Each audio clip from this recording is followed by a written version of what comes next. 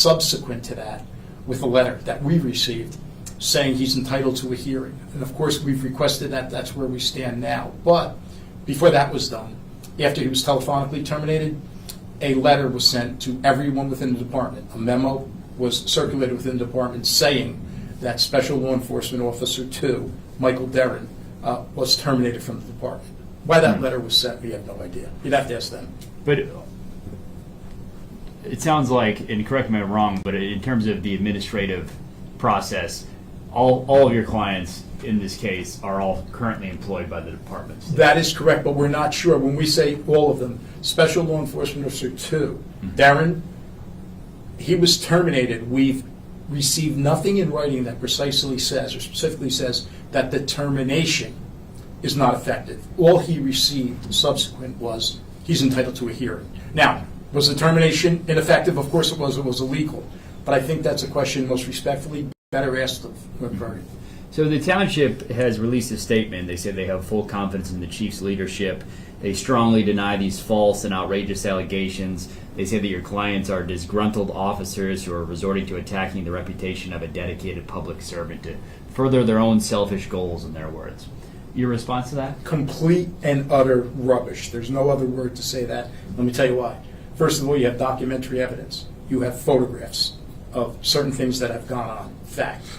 Other times you have witnesses, numerous witnesses, who've seen defecation, who've seen what was delivered or sent to one of our clients' homes. That's number two. Number three, all of our clients have straight out told us they'd have no problem whatsoever taking polygraph exams immediately. Now, we understand the admissibility of polygraphs in the state of New Jersey, but the fact of the matter is you're not going to have 5 law enforcement officers who say straight out on initial, listen, I want to go on a polygraph. I want them to see that everything we are saying is accurate. And again, more than that, the Title 59 notices of tort claim that have been filed are very, very fact-specific and are in fact supported by either documentary evidence, photographs, or not 1 or 2 witnesses, numerous witnesses. Is there a reason you know why those officers aren't here, why they're not speaking out today? Straight out fear retaliation. At this point in time, what we've done via a writing, we wrote directly to the Attorney General's office requesting that Mr. Farley be relieved of his duties or at least disarmed. They're scared based on certain fit of rages that they've witnessed now that they have filed this and it's become public the way it has. And again, it's all public record. It's a public filing, a Title 59 notice of tort claim. They all fear that if they're physically on the job there and he's physically there, they feel for both retribution on the job, career retribution, as well as physical retribution. Excuse me. I think you covered about everything we needed. Is there anything else you want to add? Nothing other than we understand that the statement that's been issued, that there's no signature on that. It was just a representative of the township. That's what we understand.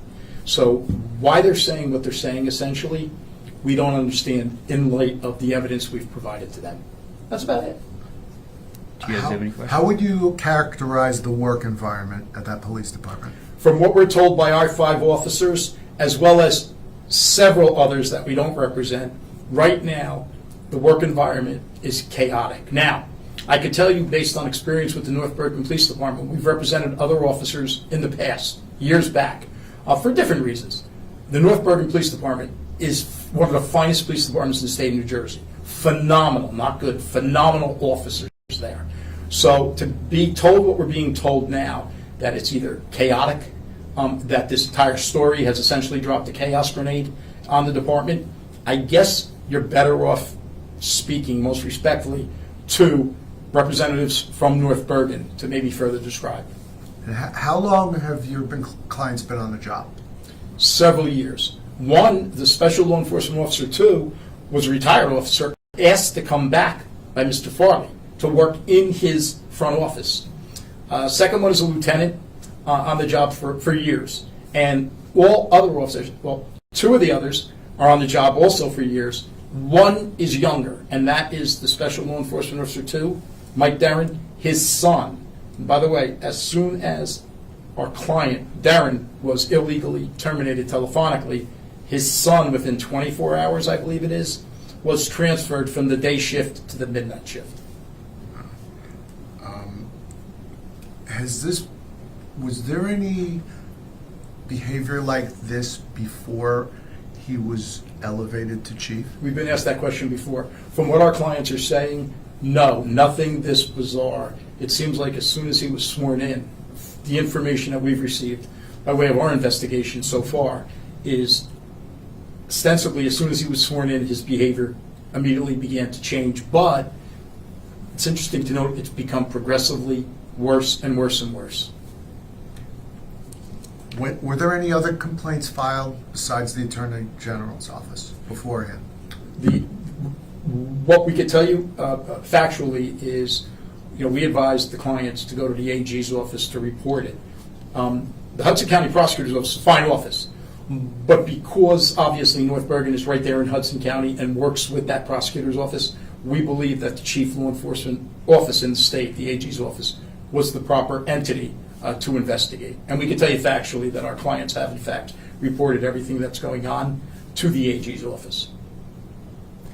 They've referred the case to the prosecutor's office, according to their statement. Is that a good idea, do you think? Well, what we understand is they referred it to the Hudson County Prosecutor's Office. The Hudson County Prosecutor's Office has now referred everything, all questioning, to the Attorney General's office. Do you have a copy of the filing with you? We have copies of the filings that just about everybody has thus far. Right. We have the digital copy. I just thought it might be, it might help us course. visually if we had a shot, if John got a shot of like me and you, and maybe you're flipping. You guys could. We'll print it out for you right now. Everybody else who's coming all day long has asked for that. We'll give you a copy right now for you to take a look at. Okay, sounds good. Is it too early to ask what you're seeking, what the officers are Absolutely seeking? not. Everyone else has today.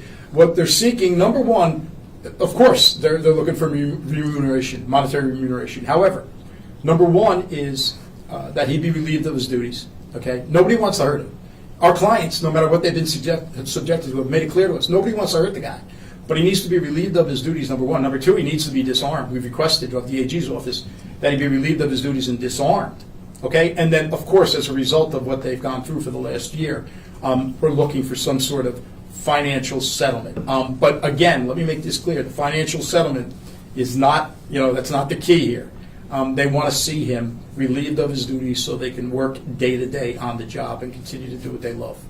Would criminal charges be appropriate here? Completely up to the AG's office, but I could tell you this. I worked, I'm a retired first assistant, Essex County prosecutor, and I can tell you that certain of these actions, okay, if proven, right, he has his right to, these claims have to be proven, but if proven, several of them are criminal in nature, but that would be up to the Attorney General's office, see what they would decide there, what their investigation reveals. I'm good. Good, guys? Terrific. Take your time, guys. If you want water, coffee, and then we'll bring in what you need. Did you guys put out the pictures?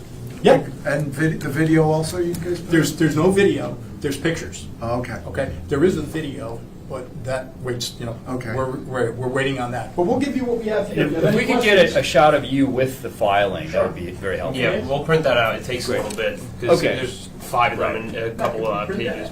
Can we Yeah. print that and bring it back in? Yep. Just give us And all the 5 minutes, photos were guys. part of that filing, so minute. that's Great. part of the public record aspect of this. Okay, thank you. No problem. All right. You got it here, man. No, I don't. No, not you.